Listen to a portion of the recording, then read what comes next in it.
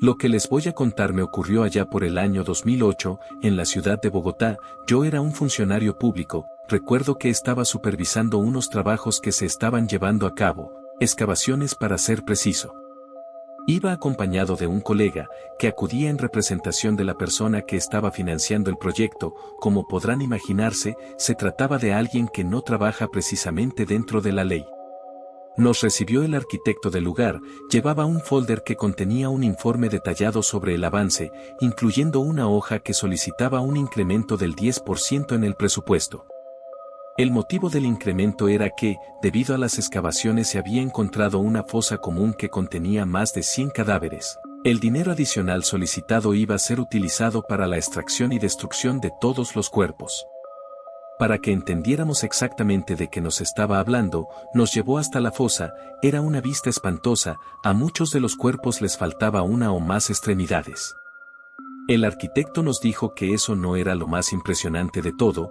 Nos comentó que antes de llamarnos habían explorado un poco la fosa y determinaron que había sido utilizada para trabajos de brujería. Yo le pregunté cómo era que había llegado a esa conclusión. Me respondió que los trabajadores habían desenterrado algunos objetos que no tendrían que haber estado ahí.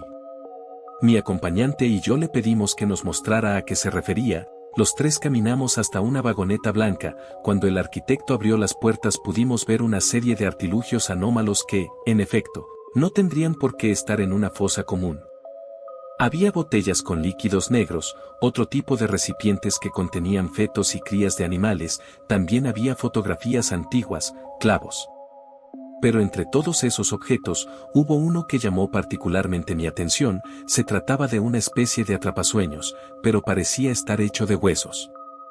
Lo tomé con mis manos para verlo con detenimiento. Mi acompañante le preguntó al ingeniero cuánto tiempo se retrasarían las excavaciones debido a la fosa común. El ingeniero le respondió que, si autorizaban el incremento, podrían continuar en 3 días, de lo contrario, hacer la extracción y destrucción de cuerpos sin la maquinaria necesaria retrasaría la obra por lo menos un mes. Mi acompañante volteó a verme. Yo seguía inspeccionando el extraño objeto. Él me preguntó qué le sugería. Solté el objeto y le aconsejé que autorizara el incremento. Me respondió que a su jefe no le iba a gustar la idea. Entonces le sugerí que lo pusiera de su propio dinero, a menos que él quisiera ir con su jefe y decirle que la obra se retrasaría un mes. Le firmó la hoja al arquitecto y nos fuimos de ahí. Después de dejar a mi acompañante en un bar, llegué a mi casa. Mi esposa y mi hija ya me estaban esperando para comer y ver una película. Era una costumbre de nosotros. Todos los días me esperaban. El trato era que, si mi hija decidía la comida, yo elegía la película y viceversa. A mi mujer no le importaba decidir ni una cosa ni la otra. Lo único que a ella le interesaba era que pasáramos tiempo juntos como familia, porque ella tenía cáncer y el doctor le había dicho que, como mucho, le quedaban 5 meses antes de necesitar quimioterapia. Habíamos decidido que, mientras pasaban esos 5 meses, no le diríamos nada a nuestra hija. Esa noche sucedió algo raro en mi casa. Se escuchó un ruido, sonaba como si fueran campanillas, de esas que se les ponen a los perros en sus collares. Nosotros no teníamos mascotas, y yo estaba completamente seguro de que en toda la casa no había ni una sola campanilla que pudiera estar haciendo ese ruido. Ese sonido me estuvo despertando durante 5 madrugadas. En la 6ª ocasión, justo después de que se escuchara el sonido, la radio se encendió sola. Yo salí del cuarto y fui hasta el comedor. Me quedé parado, observando la radio, tratando de descifrar cómo había sido posible que se encendiera sola. Pensé que tal vez lo que había ocurrido era que se había ido la luz por un segundo, y que al momento en que la corriente se restableció, la radio encendió. Decidí que eso era lo que había pasado. Apagué el aparato y volví a dormir. La noche siguiente ocurrió lo mismo, sonaron las campanillas y luego la radio se encendió. Eso ya no era ningún problema eléctrico, algo andaba mal con el aparato. Fui hasta el comedor y los desconecté. De hecho, le dije a mi esposa y a mi hija que no lo conectaran en todo el día porque tenía una falla y no fuera a hacer que se electrocutaran. Cuando volví del trabajo la radio seguía desconectada. Antes de irnos a acostar volví a revisar que el aparato no estuviera enchufado. Pero de todos modos esa madrugada también se encendió. Me levanté, confundido y un poco asustado, fui al comedor y me llevé una sorpresa. La radio estaba conectada. No era posible, personalmente me había asegurado de que el aparato no estuviera enchufado, pero aún así lo estaba. La desenchufé, apenas me di media vuelta y volvió a encenderse, me giré rápido, la radio estaba conectada a la luz. Volví a desconectarla, fui por unas tijeras y corté el cable de la radio, de esa forma ya no debería pasar nada, pero, en contra de toda lógica, la radio, sin estar conectada a la luz porque ya había cortado el cable, de todos modos, se encendió. Agarré la radio, salí de la casa y la tiré a la basura, después me fui a dormir. En la mañana la radio estaba de nuevo en su lugar y con el cable en buen estado. Algo muy malo estaba pasando en mi casa y no iba a dejar que las cosas continuaran así. Subí la radio a mi auto, fui al trabajo, y, en un espacio de tiempo que tuve, fui a visitar a una persona que se dedicaba a prácticas esotéricas. Le conté de las campanillas y de la radio, de hecho, le puse la radio sobre su mesa. Esa persona me dijo que el problema no era el objeto, ya que los objetos son inanimados, era algo más lo que estaba causando todo. Dijo que lo primero que había que hacer era realizar un barrido en la casa, le comenté que me diera un día o dos para comentarlo con mi mujer y que yo volvería. Esa noche le pedí a mi mujer que se quedara despierta hasta tarde, me preguntó cuál era el motivo y simplemente le dije que tenía que mostrarle algo.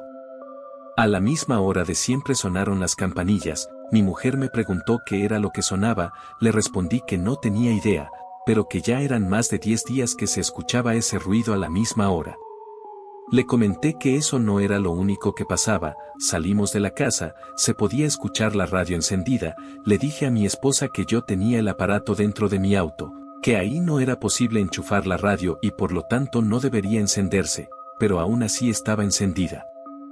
Le dije a mi esposa que me había puesto en contacto con un curandero o santero, yo no tenía claro exactamente qué era esa persona, pero él debía ir a hacer un barrido en la casa antes de que otra cosa pasara. Mi mujer estuvo de acuerdo.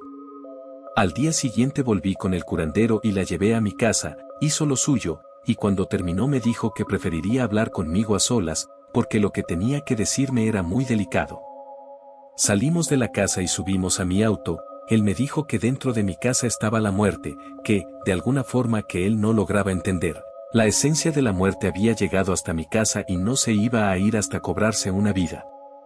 Le pregunté si había algo que se pudiera hacer, me respondió que teníamos que averiguar cómo era que la muerte había entrado en mi hogar, de lo contrario, era cuestión de semanas para que alguien muriera. Le comenté a la persona que yo trabajaba con alguien que se dedicaba a cosas ilegales y que seguramente había matado a más de uno, él me dijo que eso no tenía nada que ver, y que mejor me pusiera a hacer memoria, porque yo y mi familia estábamos en grave peligro. Después lo llevé hasta su local y quedé en volver en cuanto tuviera alguna pista. Pasaron 10 días, yo no tenía nada aún, pero de todos modos fui con esa persona, le pregunté si en verdad no había absolutamente nada que se pudiera hacer al respecto. Él vio mi desesperación y me dijo que sí había una cosa, pero que no era nada sencillo, además de que no me garantizaba que iba a funcionar. Yo saqué un fajo con 20 millones de pesos colombianos, que en aquel entonces eran como $10,000 aproximadamente.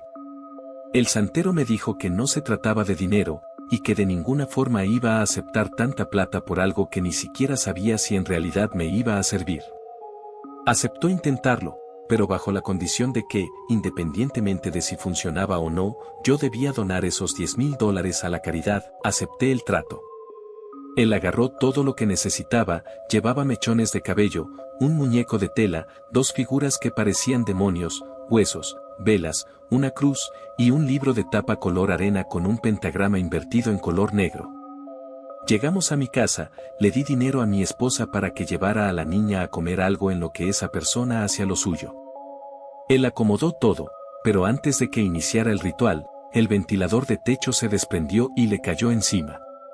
El curandero se levantó rápido, me dijo que la muerte estaba furiosa, que no lo iba a dejar hacer el ritual, que lo mejor era que saliéramos de ahí antes de que algo peor pasara. Salimos, llamé a mi esposa y le dije que mejor tomara un taxi y se fuera a pasar la noche en casa de su madre. El santero me dijo que fuéramos a un panteón que estaba ubicado en el norte de la ciudad, que intentaríamos algo más. En el trayecto me explicó que no estar en la casa no nos libraba de la muerte, porque dentro de nuestra casa estaban todas nuestras cosas y que cada persona tiene un vínculo emocional con sus pertenencias, por lo tanto, la muerte podría atacarnos aunque no estuviéramos en la casa. Cuando llegamos al panteón fuimos hasta un mausoleo. Entramos, en el interior había un altar bastante extraño y al centro del altar estaba una silla con muchas ornamentas intimidantes. El curandero me dijo que me sentara ahí y que la silla haría su trabajo, pero que por cada segundo que yo estuviera sentado mi vida se iría reduciendo un día. Le pregunté para qué debía sentarme en la silla. Yo necesitaba saber cuál era la finalidad, ya que sería mi vida la que se estaría recortando. Me explicó que esa silla le había pertenecido a María Concepción Ladino. En aquel entonces ella estaba cumpliendo una condena de 40 años por el asesinato de 6 personas. A sus víctimas las había matado mientras realizaba rituales en las que invocaba a diferentes espíritus del bajo astral. Esa mujer había sido una bruja. Por lo tanto, la silla tenía una fuerte conexión con la muerte. Me ayudaría a ver cuál había sido la causa de que la muerte se enraizara en mi casa. Me senté. No tengo palabras para explicar lo que experimenté estando en esa silla. Fue como si un portal a otra dimensión me absorbiera y me llevara de paseo. Afortunadamente logré ver qué era lo que había pasado. Se trataba de aquel misterioso objeto hecho de huesos que parecía ser un atrapasueños, el que había agarrado cuando visité el progreso de las excavaciones. Me levanté de la silla, estaba aturdido y mareado, sentía mucho asco, tenía ganas de vomitar, traté de evitarlo, pero no pude. Cuando me recompuse le dije a la persona de qué se trataba. Él me sugirió que encontrara ese objeto y se lo llevara lo más pronto posible. Me ofrecía llevarlo de vuelta a su local, pero me dijo que no, que ahí podía dejarlo, que de todas formas tenía algunas cosas que hacer. Subí a mi auto y me fui a toda velocidad hacia la obra. Cuando llegué ya no había nadie, la jornada laboral había terminado. Me puse en contacto con el representante del financiador de la obra y le dije que necesitaba ver al arquitecto y que era urgente. Me dio su dirección y yo fui hasta su casa. Ahí estaba. Le pregunté por los objetos que habían desenterrado de la fosa común. Me respondió que ya no los tenía, que habían destruido todo junto con los cadáveres. La presión se me bajó en ese momento. Había perdido la única oportunidad que tenía para salvar a mi familia. El arquitecto le preguntó qué estaba pasando. No le dije nada, solo subí a mi auto y arranqué sin tener ni la más mínima idea de qué iba a hacer. Conduje hasta un lugar que siempre frecuentaba el alcalde.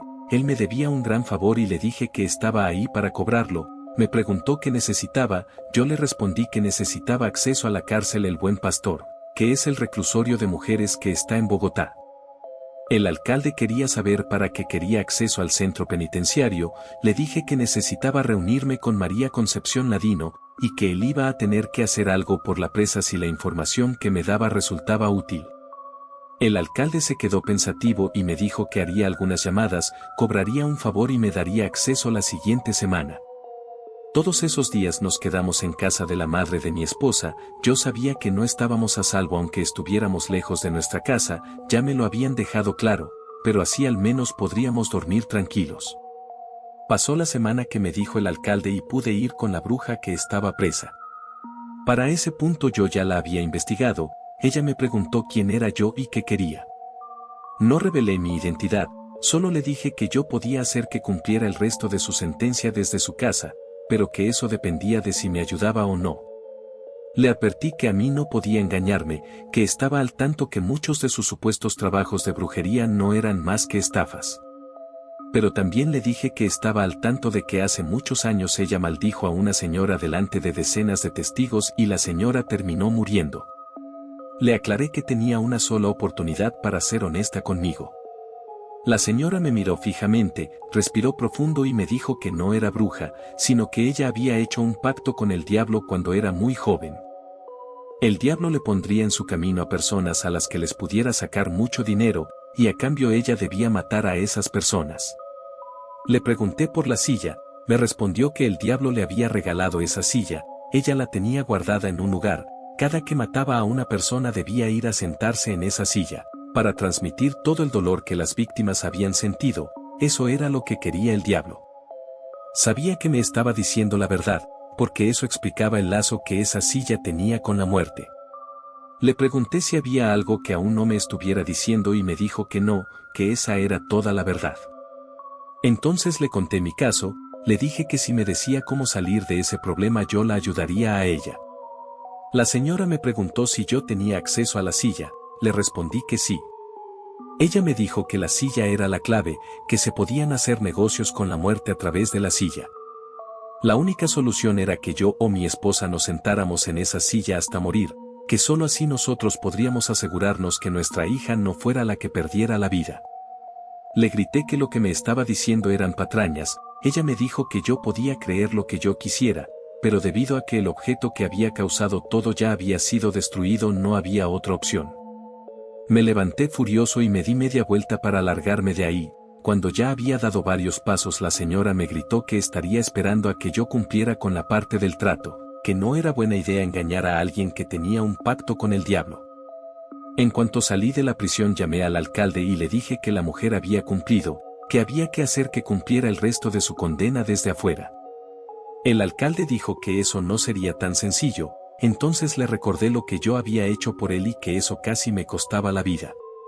Volví con mi esposa, le expliqué exactamente lo que estaba pasando y después la llevé con la persona que nos podía llevar a la misteriosa silla. Ya reunidos los tres conté lo que la presa me había dicho, eso de que mi mujer o yo debíamos sacrificarnos para no correr el riesgo de que nuestra hija muriera. Mi mujer le preguntó al santero qué era lo que él pensaba, respondió que la presa era la persona que más sabía sobre esa silla. Mi esposa dijo que ella se sentaría, yo no estuve de acuerdo, pero ella me alegó que tenía cáncer y que de todos modos se iba a morir, dijo que si yo me ponía en la silla, ella se quedaría sola con nuestra hija y cuando el cáncer la matara nuestra hija se iba a quedar sola. Estábamos discutiendo cuando mi mujer recibió una llamada de su madre, habían tenido que llevar a nuestra hija al hospital de emergencia. El tiempo se nos estaba terminando, la persona nos dijo que teníamos que irnos ya a la silla, porque la muerte se había decidido por nuestra hija. Subimos al auto, conduje hasta ese panteón, caminamos hasta el mausoleo, me despedí de mi esposa, ella entró para sentarse en la silla y yo me fui rápido para el hospital donde estaba nuestra hija. Tardé 10 minutos en llegar, mi hija tenía 3 minutos de haberse estabilizado, los doctores no sabían por qué, pero ya estaba fuera de peligro. El curandero, o santero, me fue a buscar al hospital para avisarme que no fuera a volver al mausoleo, que él ya había ido, mi mujer había quedado en cenizas. Yo no supe cómo reaccionar, él me entregó una urna y me dijo que ahí estaba mi esposa. También me dijo que no me sintiera culpable, después de todo, mi mujer había muerto. Sabiendo que había salvado la vida de nuestra hija.